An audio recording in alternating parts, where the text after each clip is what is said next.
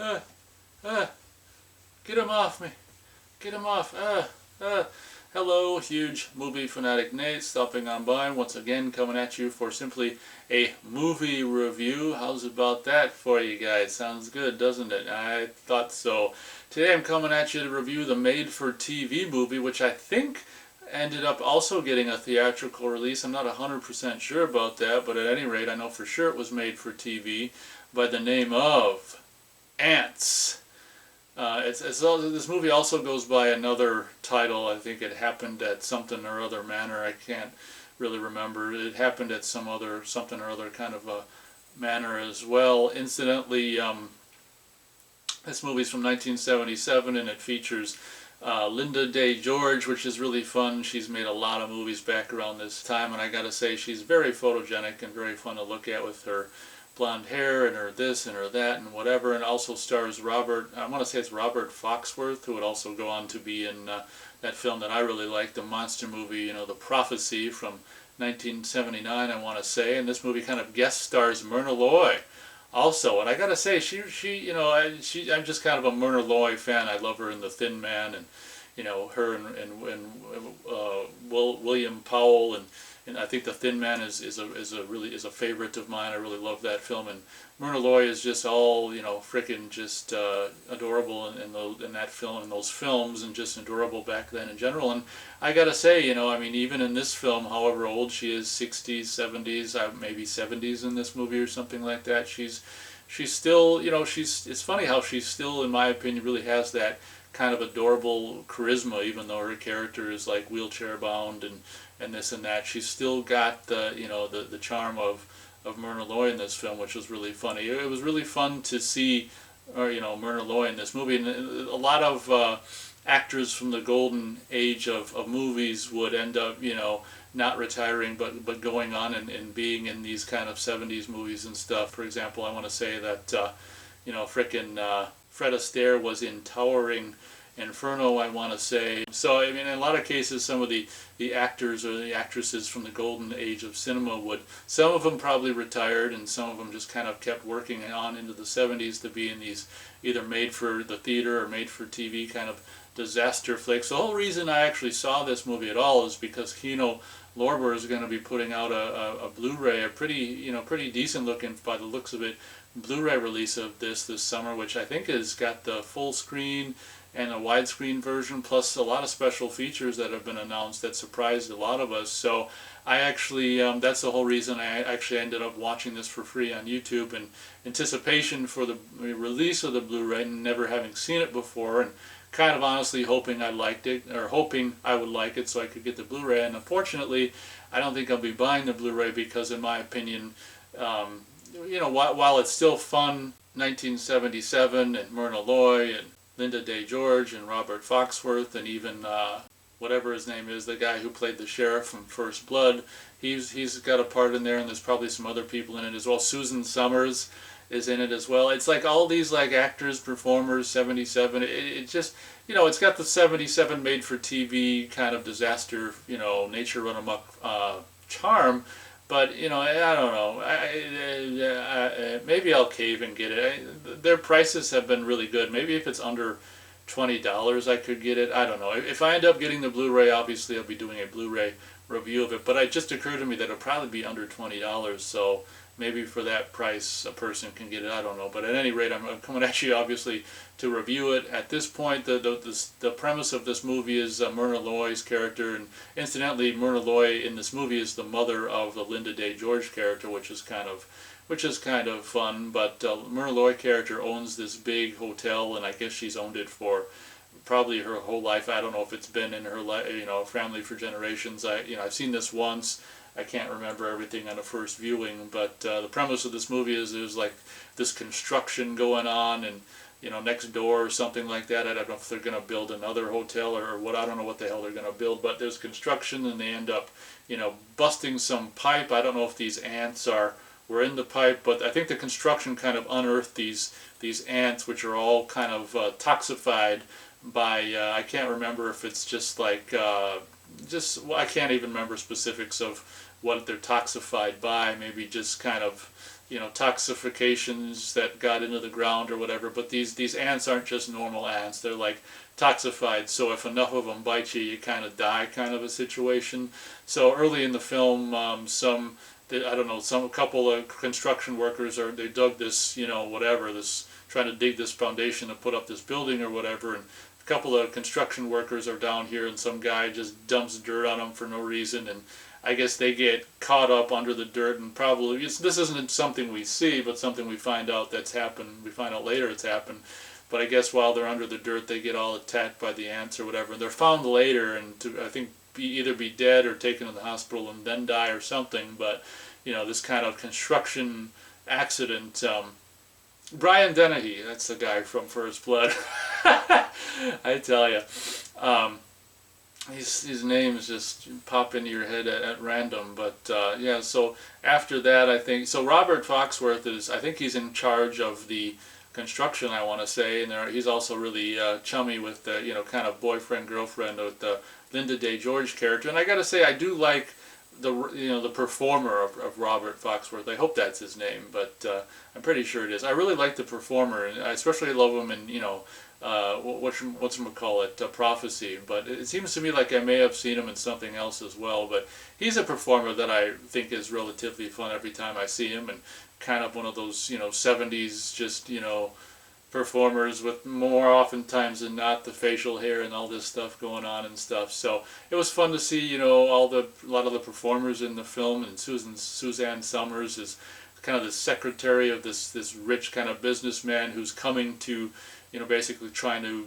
buy the place out from Myrna Loy, so I think he can have it demolished and put up some casino or something like that. And there's a little bit of innuendo with Susan Summers and this guy, and I want to say I've seen this guy kind of in something else as well, because his voice is really familiar. But it's very much like a frickin' disaster film from the 70s, where you've got a lot of, maybe not a lot, but several different groups of characters that all have their own agendas. And this guy, he wants to charm Myrna Loy, the owner, out of her hotel, and kind of tell her what she wants to hear, like, oh, I'm gonna keep this place and restore it and this and that, and like if he were able to buy it off her, then he'd just tear it down. He'd kind of lie to her just to get the place and then tear it down. And I think he even said, like, yeah, you can have a room here even, if you sell it. And I'm pretty sure he wants to tear it down. That kind of just shows the asshole that this guy is. We'll say you can have a room here, but after you sell it to us, we're going to tear it down. That'd be a really asshole-y thing to do. But basically, yeah, it's just one of these made-for-TV. Incidentally, I did see on the internet, and here I can show you while I'm talking about it, there is a really cool frickin' news, probably in the paper or whatever, a TV guide back in the day in '77, promoting the television world premiere or whatever the hell they say of this movie. And it's not the Ants title, it's the whatever the hell the other something Manor title or whatever. But you gotta love this like black and white little kind of newspaper ad for the the television premiere of whatever. It happened at something or other Manor, and just all of the imagery and just like this and that. And I can't see it as I'm talking about it, but I want to see it's got scantily clad Susan Summers, and just the imagery and the stuff, someone hanging from a ladder possibly, the imagery and stuff they put in this little newspaper clipping to pique people's interest to see this like disaster movie made for TV. But obviously, as the film wears on, it's ants and more ants. And I gotta say, it is funny how it's like it is really kind of cool how for some instances, like when the ants are coming out of the drain or going down into the drain, it's like they actually manage to do a lot of interesting things with ants, and it does make you kind of like kind of want to. You feel like something's crawling on you when you watch it. Like if you're, anaerobic or antiphobic, anaerobic, or phobic, you're probably not going to want to watch this, because it does have a lot of, high, macro zoom shots of ants just crawling all over. And honestly, I was kind of impressed with what they were able to pull off with the whole ants and this and that, and gluing them to people's bodies and stuff. That at one point there's this kid character who's looking in the dumpster for bottles or something, or cans, so he can sell them to get money or whatever. There's also this other character where it's this this hunky guy who works at the hotel, and this kind of hippie chick hitchhiking, just kind of like, oh, I was hoping to just get a place to take a nap and a shower, and it's just your 70s kind of normal, just a disaster movie fare where you got to have these young attractive people, and I would imagine they get together. I can't remember, but I know that like the Suzanne Summers and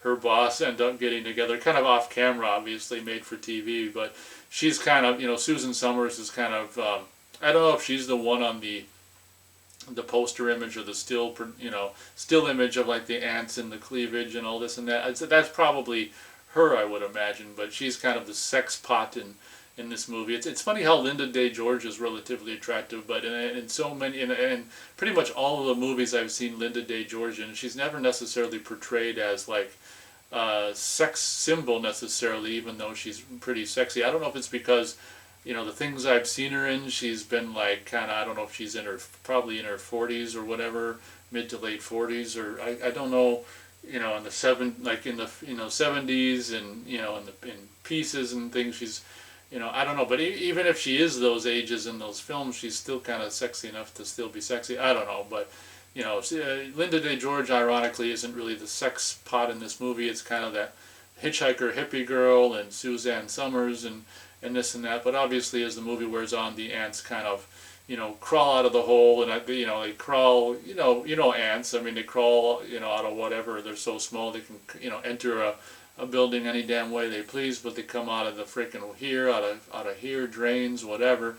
And as the movie wears on, we find out that, as I've already said, because of the toxicity of these ants, if you get bit by one or two or three of them, you'll be fine. But if they, crawling all over you, and they're biting on you, then you're gonna, because of the toxicity of the ants, you're pretty much dead meat. So what ends up happening, obviously, is this hotel that's owned by a Myrna Loy character ends up being just overrun by ants. I want to say the toxicity aspect of them also makes them kind of like ferocious. Like if they're if they're antagonized, or if you put them into a bad mood by trying to brush them off or whatever, they'll just they'll make you want to that'll make them want to bite you and all this and that. So that's something, unfortunately, characters find out too late. But obviously the main characters, like the Robert Foxworth, Linda Day George characters, with the help of some, I don't know, scientist character or whatever, finds that out. And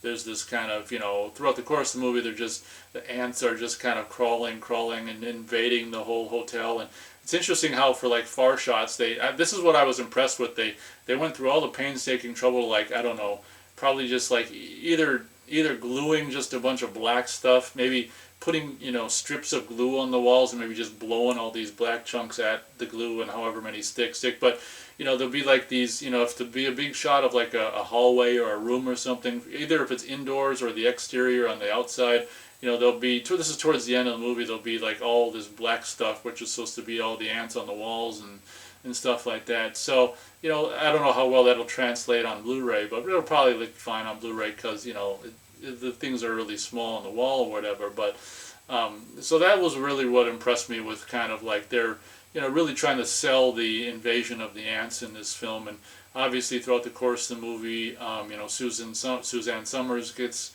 killed after having sex with her boss, and so it kind of like the people who are surviving, that they do this other really cool thing where they want to dig a trench like around the hotel and fill it with gas and light it on fire, so the ants can't escape and go somewhere else, and end up destroying and attacking and killing the whole town or whatever. So it's kind of this, obviously outside they have all this stuff going on, ambulances and fire truck to try to get people out of a window, top floor window. And that's that, obviously that hippie chick who just wants a nap and a shower for free. I think she's a character who tries to escape does escape on a fire truck ladder, and this kind of scene where she's falling off and they have to kind of put the ladder all the way. At first I was like, why are they putting the ladder up higher? But then it's like, oh, they put it up high so then she can kind of grab onto it and not fall off. So I was like, this kind of like dramatic scene of her gonna fall off the ladder or not. Obviously she's not gonna or whatever, but so throughout the course of as the movie wears on and it's going towards the grand climax, the characters that are surviving as the ants come up and over floor and floor, the ants are making it higher, in the hotel, so the characters have to go higher, and the plan is to escape out the window through with the the frickin' ladder on the fire truck, obviously, and I'm pretty sure that happens with that one hippie chick or whatever, and probably, I can't remember if the other characters get out that way or not, but it doesn't matter. But the last kind of dramatic aspect of this movie, which is really kind of stupid and funny, is the main characters, like Linda Day George and Robert Foxworth characters, they find out through the scientist guy or whatever the hell he is, that if you can survive if they're crawling all over you if you just don't agitate them, antitate them, and just kind of stay still. Don't just try to basically play dead so you don't agitate them, so that then they won't bite you. So there's this really lame ass. I can't even see this flying back in '77 on TV. Honestly, it's just so goofy where it's like he peels off some wallpaper and gives it to Linda Day George, and they each put it in their mouth to kind of breathe out of, which is kind of stupid because never in the scene do the ants completely cover their face. So it's you think that, well, I don't know, it's just for drama, but it's just kind of funny how they're just breathing out of these tubes when if they don't really even need to breathe out out of the tubes. It's just for dramatic effect or whatever. It's like they're not underwater, but whatever. But they do have some shots I want to say where ants are really crawling over, like Linda Day George and Robert Foxworth and stuff, and it's really kind of funny. Obviously that kind of asshole boss of Suzanne Summers ends up dying, I think, somehow. Good riddance. That guy was a jerkwad. And I want to say that I would imagine that the Myrna Loy character, oh yeah, she's helicoptered out of there, I think I want to say. I don't know why they couldn't helicopter everyone else out of there, but whatever. It's been a little while since I watched it, but all's well that ends well. I'm pretty sure Myrna Loy and obviously Linda Day George and Robert Foxworth and probably that hippie chick and maybe the hunky guy. I think a lot of people survive. I think just like Suzanne Summers or asshole boss and whoever else frickin' die in this movie or whatever. But one thing I will say, this goes without saying. We pretty much make a movie in 1977.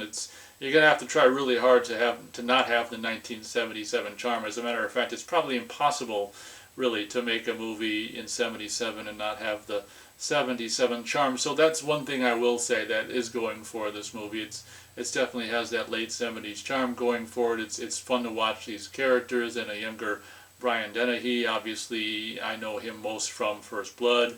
I know he's in other things, but I know him mostly from First Blood. So it's fun to see a younger Brian Dennehy who's, I want to say, like the big head honcho of whatever, the police or fire department or something. He calls the shots on the outside as they're digging a trench and filling it with gas and lighting it on fire and roasting marshmallows. I don't think they did that, but it's a freaking disaster movie, kind of nature gone amok movie from '77.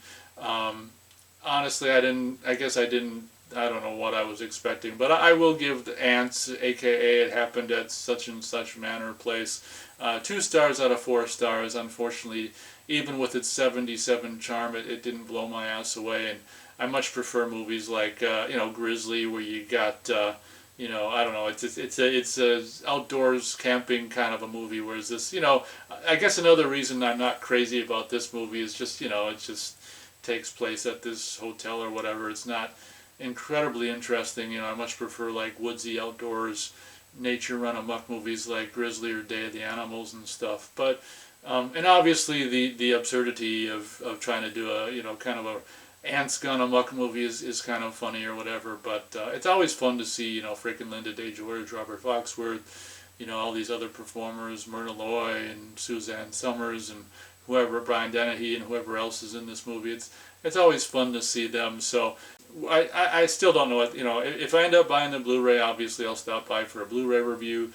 But with the times the way they are and with the cost of everything going up rather, I'd say that the chances of me buying this on Blu-ray are probably slim to none. What I think is really cool about the Blu-ray, though, that they're going to have like the original 1:3:3 aspect ratio and then like the theatrical 1:8:5 ratio, and it's just like, that's really cool to offer like 2 different ratios and was recently announced like the pretty decent chunk of special features, and I think it surprised a lot of people how many special features this made-for-TV movie actually has on the Blu-ray release. So who knows? I mean, if the reviews are rave, and if the mood, you know, frickin' gets me right, I'll buy it. If not, I won't buy it. But I guess that pretty much does it. And anyone who doesn't know, and who might be a fan of this movie and somehow doesn't know that it's going to get a you know, Kino Lorber Blu-ray release, well, there you go. Now you know, and congrats to you, because you're going to be able to get it on Blu-ray if you're a fan of this and somehow didn't know that a Blu-ray is coming out. I guess that pretty much does it for my review. Hope you enjoyed. Thank you very much for watching. And as always, we'll catch you on the next one.